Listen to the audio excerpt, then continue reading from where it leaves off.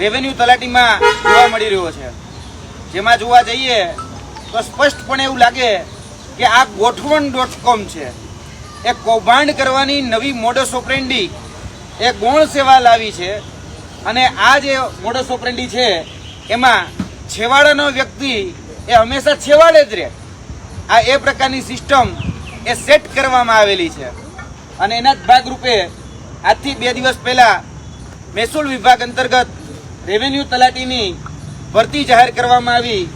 અને એ ભરતી અંતર્ગત જે સિલેબસ છે એ સિલેબસની અંદર ધરખમ મોટો ફેરફાર કરવામાં આવ્યો. મહેસૂલ તલાટી એટલે કે 1900 ગ્રેડ પેની નોકરી અને 1900 ગ્રેડ પેની નોકરીમાં જીપીએસસી જેવો સિલેબસ એ લાવવામાં આવ્યો છે. પ્રિલિમ પણ લેવાની છે, મુખ્ય પરીક્ષા પણ લેવાની છે. એમાં પણ ગુજરાતીનું પેપર, અંગ્રેજીનું પેપર, સામાન્ય અભ્યાસનું 150 માર્કનું પેપર, એ રીતે આ સિલેબસ એ સેટ કરવામાં આવ્યો છે. આ જે સિલેબસ છે એ સિલેબસ જોવા જઈએ તો આનાથી પણ ગૌણ સેવાની જ higher grade pay 4200-4400 grade penny ભરતી, જેમાં ભૂસ્તર શાસ્ત્રી, મદદનીશ ઇજનેર સિવિલ, નાયબ ચીટનીસ કે પછી અન્ય ડિપાર્ટમેન્ટમાં આવતી હાઈકોર્ટ ડીવાયએસઓ, પીએસઆઈ, એસએસસી એટલે કે કેન્દ્ર સરકારની સીજીએલ, આ એવી ભરતીઓ છે કે જે 4200-4400 ગ્રેડ પે સુધી છે, જેનો પગાર 50,000 કરતાં પણ વધારે છે. તો એમાં પણ સિંગલ પરીક્ષા લેવામાં આવે છે, એને એ પણ એમસીક્યુ બેઝ લેવામાં આવે છે. જ્યારે મહેસૂલ તલાટીની અંદર હવે પ્રિલિમ પણ લેવાની છે અને મુખ્ય પરીક્ષા પણ લેવાની છે. મોટાભાગની જીપીએસસીની પરીક્ષા હોય તો એમાં અંગ્રેજી ક્વોલિફાઈંગ હોય, તો આમાં તો મેન્ડેટરી એટલે કે ફરજિયાત કરી નાખ્યું છે કે તમારે અંગ્રેજીનું પેપર આપવાનું, એ પણ ફરજિયાત રીતે આપવાનું. એટલે જીપીએસસી જેવી પરીક્ષા, અને હું તમને એ પણ કહું, જો જીપીએસસીનું જ એક્ઝામ્પલ લેવું હોય તો, કારણ કે ભરતી બોર્ડના અધ્યક્ષ એમ કહે છે કે અમે જીપીએસસી જેવી પેટર્ન બનાવવા જઈ રહ્યા છીએ, તો જીપીએસસીમાં સુપર ક્લાસ 1ની કેડર, અને એમાં પણ પ્રિલિમ અને મેન્સ જ લેવામાં આવે છે. પ્રિલિમ અને ઇન્ટરવ્યુ જ લેવામાં છે, એમાં પણ મેન્સ લેવામાં નથી આવતી. હમણાં જ થોડા સમય પહેલા લેવાયેલી class 1 TDO tribal development officer, GPSC class 1-2માં ટ્રાઇબલ ડેવલપમેન્ટ ઓફિસરની ભરતી હમણાં 1 મહિના પહેલા જ લેવાની, તો એમાં પણ પ્રિલિમ અને ઇન્ટરવ્યુ 2 તબક્કા હતા. તેની સાથે સાથે જીપીએસસીમાં જે અન્ય ભરતીઓ હમણાં લેવાની, ક્લાસ 1 સુપર ક્લાસ 1ની વાત કરું છું, આઈસીટી ડિપાર્ટમેન્ટની વાત કરું છું, તો આઈસીટી ડિપાર્ટમેન્ટની ક્લાસ 1ની ભરતીમાં પ્રિલિમ અને ઇન્ટરવ્યુ 2 તબક્કા. તો શું જીપીએસસી ને એવું નહીં લાગ્યું હોય કે આપણે મૌલિકતા તપાસવી છે, આપણે મૂલ્યાંકન સારી રીતે થઈ શકે એટલે મુખ્ય પરીક્ષા રાખવી જોઈએ? તો જીપીએસસી ને એવું નથી લાગતું, પણ ગૌણ સેવાને એવું લાગે છે કે આપણે મુખ્ય પરીક્ષા લેવી જોઈએ. અને આ મુખ્ય પરીક્ષા જે છે એ અન્ય જે ડિપાર્ટમેન્ટ છે, પંચાયત હોય કે પછી બીજા અન્ય ડિપાર્ટમેન્ટ જે પરીક્ષા કન્ડક્ટ કરતી જે સંસ્થાઓ છે એમાં નથી, પણ ગૌણ સેવા હવે આ મુખ્ય પરીક્ષા નામનું નવું ગતકડું એ લાવી છે. અને ખાસ કરીને આજે એના સંદર્ભે અને દ્રષ્ટાંત આપી મારે મુખ્ય પરીક્ષા અને મૌલિકતા ના નામે જે બ્લન્ડર ચાલે છે એ પણ આધાર પુરાવા સાથે મૂકવું છે. આપણે બધા જ જાણીએ છીએ કે જીપીએસસી જે છે એ જીપીએસસી મુખ્ય પરીક્ષા લે છે ક્લાસ 1-2 માટે, એડમિનિસ્ટ્રેટિવ લાઇનની જે પોસ્ટ છે એના માટે. તો જે મુખ્ય પરીક્ષા લે છે તો એની અંદર પણ મૌલિકતા અને મૂલ્યાંકનના નામે વિદ્યાર્થીઓને છેતરવામાં આવે છે. અને જે મૂળતઃ જે પ્રશ્ન હોય એ પ્રશ્નનો જવાબ કે લખેલો જ ન હોય, અને એ પ્રશ્નના સંદર્ભમાં કોઈ વાત જ કરવામાં ન આવી હોય, એટલે કે જવાબમાં એનો શુદ્ધ કે ઉલ્લેખ ન હોય, છતાં પણ એમાં માર્ક આપવામાં આવે છે. અને આ રીતે જોવા જઈએ તો જીપીએસસીની અંદર હમણાં જ જે ડીવાયએસઓની પરીક્ષા હતી એ ડીવાયએસઓની અંદર આ જે પેપર છે એ પેપરમાં પ્રશ્ન 10 માર્કનો હોય, અને પ્રશ્ન પૂછવામાં આવ્યો હતો કે ભારતના સંવિધાનમાં 61માં બંધારણીય સુધારાને કારણે ભારતની લોકશાહી મજબૂત થવા માટે વધારે બળ મળેલ છે, ચર્ચા કરો. આ 61માં બંધારણીય સુધારા વિશે પ્રશ્ન પૂછવામાં આવ્યો હોય, ઉમેદવારે 51માં બંધારણીય સુધારાનો જવાબ આપ્યો હોય, અથવા તો બંધારણીય સુધારાનો જવાબ જ ન આપ્યો હોય, તો પણ આ ઉમેદવારને 6.5 માર્ક મળે છે. 6.5 અને 10માંથી 6.5. અને જે વ્યક્તિએ સાચો જવાબ લખ્યો છે, જેને 61માં બંધારણીય સુધારા વિશે વિસ્તૃત ચર્ચા કરી છે, એને પાછા 0 માર્ક આપ્યા એવાય દાખલા છે. એટલે મૌલિકતાના નામે જોવા જઈએ તો બ્લન્ડર એ ચાલે છે. અને આવું એક એક્ઝામ્પલ ઘણી બધી ભરતીઓમાં આપી શકાય એમ છે. ડીવાયએસઓમાં આપી શકાય, એસટીએમાં આપી શકાય, ડીવાયએસઓની પરીક્ષામાં પણ આપી શકાય, કે ડીવાયએસપી કે કલેક્ટરની જે ભરતી ક્લાસ 1 ટુ કેડરમાં થાય છે એમાં પણ આ દ્રષ્ટાંત આપી શકાય છે.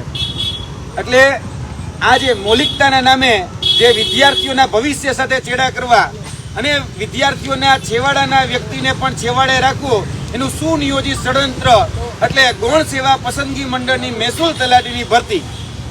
અમે આ પ્રેસ કોન્ફરન્સના માધ્યમથી સરકારશ્રીને અપીલ કરીએ છીએ કે તાત્કાલિક ધોરણે જે મહેસૂલ તલાટીનો જે સિલેબસ જાહેર કરવામાં આવ્યો છે એમાંથી મુખ્ય પરીક્ષા સદંતર રીતે નાબૂદ કરવામાં આવે અને જે રીતે અન્ય કેડરોની જે ભરતી થાય છે, ગૌણ સેવા પસંદગી મંડળ જે રીતે ભરતી કરે છે કે ભાઈ પ્રિલિમ પરીક્ષા, તો પ્રિલિમ પરીક્ષાના આધારે પણ આનું મૂલ્યાંકન થઈ શકે એમ છે.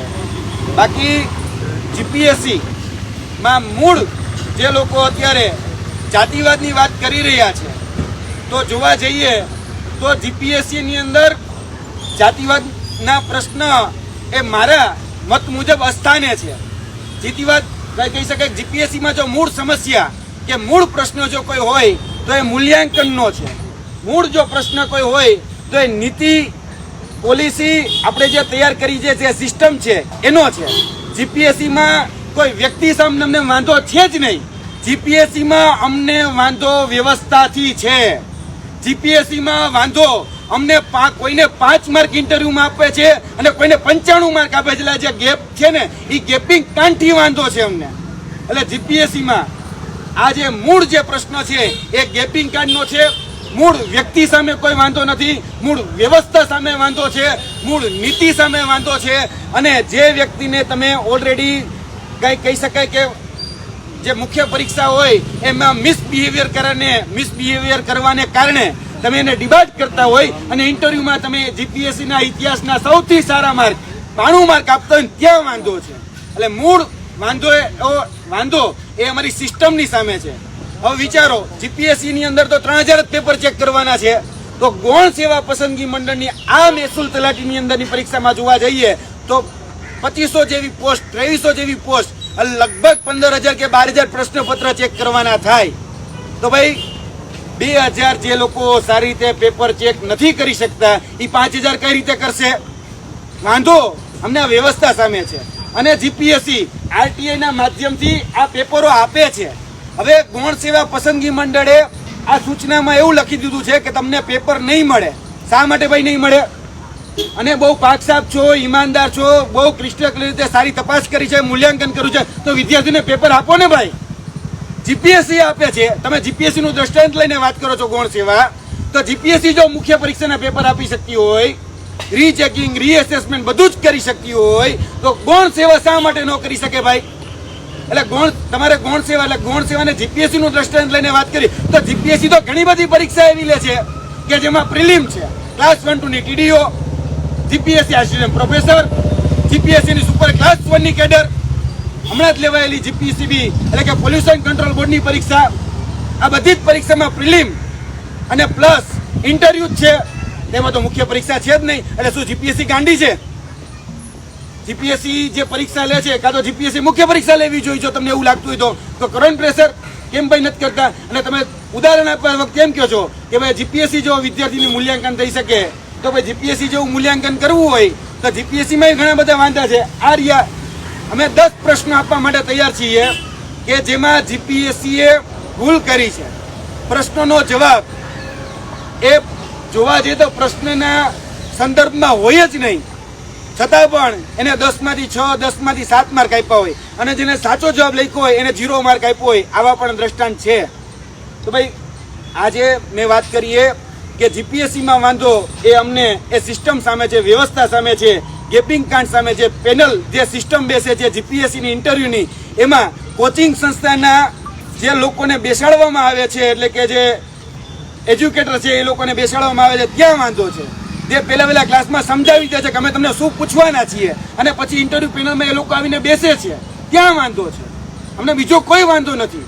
તમે સારા તજજ્ઞોને બેસાડો, સારા ઉંમરલાયક વ્યક્તિને બેસાડો, સારા અનુભવીને બેસાડો, પણ જે કોચિંગ સંસ્થામાં ક્યાંક ને ક્યાંક કોચિંગ આપે છે એવા વ્યક્તિને તો ન બે. તમે આમ ખુલ્લામાં આવી અને કોચિંગ સંસ્થાનો વિરોધ કરો છો, પછી એ જ કોચિંગ સંસ્થાના જે તજજ્ઞો કે કહેવાતા તજજ્ઞો છે એને આવીને તમે ઇન્ટરવ્યુ એની પાસે લેવડાવો છો.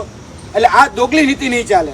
એટલે જીપીએસસીમાં વાંધો પેનલિસ્ટ સામે છે, જીપીએસસીમાં વાંધો ઇન્ટરવ્યુના માર્કની જે ગેપિંગ સિસ્ટમ ગેપિંગ કાંડ છે ત્યાં છે. વ્યક્તિ સામે વાંધો જ નથી, વ્યવસ્થા સામે વાંધો છે. અને હવે આ જે મહેસૂલ તલાટીનો જે સિલેબસ છે એ સિલેબસ બદલાવવામાં આવે. આવનાર દિવસોમાં અમે મહેસૂલ વિભાગના મંત્રી આદરણીય ભૂપેન્દ્રભાઈ પટેલ એમને પણ તમામ વિદ્યાર્થીઓ સાથે લઈને લખવાના છીએ. અમે જીએડી એટલે કે સામાન્ય વહીવટ વિભાગ આ જે નીતિ વિષયક નિર્ણયોમાં જે નિયમ બનાવે છે એને પણ કહેવાના છીએ. અને ગૌણ સેવા પસંદગી મંડળ જે પરીક્ષા લે છે એને પણ કહેવાના છીએ કે તાત્કાલિક ધોરણે આ નિયમોમાં બદલાવ કરવામાં આવે. નહીતર આવનાર દિવસોની અંદર ગાંધીનગરમાં એક મોટું આંદોલન થવા જઈ રહ્યું છે અને એ આંદોલન અમારે મજબૂર વશ થઈને કરવું પડશે. કેમ કે જે તમારા મનસ્વી અને મન ફાવે મનગળત નિયમો છે એ જરા પણ અમે ચલાવી નહીં લઈએ. એટલે આવનાર દિવસોમાં આ નિયમોની અંદર બદલાવ આવે અને મૂલ્યાંકનના નામે કે મૌલિકતાના નામે બ્લન્ડરો જે ચાલે છે જીપીએસસીના હોય કે પછી ગૌણ સેવાના હોય એ બધા જ બ્લન્ડરો બંધ થાય. અને હમણાં જ ગૌણ સેવાએ ગ્રુપ બીની તારીખ આપી તો ભાઈ ગ્રુપ એનું પરિણામ તો હજી બાકી જ છે. તો ગ્રુપ એની અંદર ના ઉમેદવારો ગ્રુપ બીમાં રિપીટર નહોતા તો એવી કંઈક વ્યવસ્થા ગોઠવવી જોઈતી હતી, પણ એવી વ્યવસ્થા નહીં ગોઠવે. કારણ કે એનાથી એનો કૌભાંડ જે છે જતા થઈ જાય એમ છે. કારણ કે કેટલા બધા પેપર ચેક કરે તો પેપરની મૂલ્યાંકન કસોટી એ આપોઆપ થઈ જાય એમ હતી. એટલે આ વિદ્યાર્થીઓના ભવિષ્ય સાથે ચેડા કરવાનું, તરકટ રચવાનું, નાટક સર્કસ એ બધું બંધ કરવામાં આવે અને વિદ્યાર્થીઓ જે છે એને ન્યાય કરવામાં આવે એવી મારી માંગણી છે. સારી રાત ચાલી રહ્યું છે અને અધિકારીઓ પોતાના મનસ્વી, પોતાના મનગળત અને મન ફાવે એવા નિયમો ગુજરાતની સ્પર્ધાત્મક પરીક્ષામાં એ થોપી બેસાડી રહ્યા છે. એવો જ એક દાખલો આજથી 2 દિવસ પહેલા જાહેર થયેલી રેવન્યુ તલાટીમાં જોવા મળી રહ્યો છે. જેમાં જોવા જઈએ તો સ્પષ્ટપણે એવું લાગે કે આ ગોઠવણ.com છે. એ કૌભાંડ કરવાની નવી મોડસ ઓપરેન્ડી એ ગૌણ સેવા લાવી છે. અને આ જે મોડસ ઓપરેન્ડી છે એમાં છેવાડાનો વ્યક્તિ એ હંમેશા છેવાડે જ રહે. આ એ પ્રકારની સિસ્ટમ એ સેટ કરવામાં આવેલી છે અને એના જ બાદ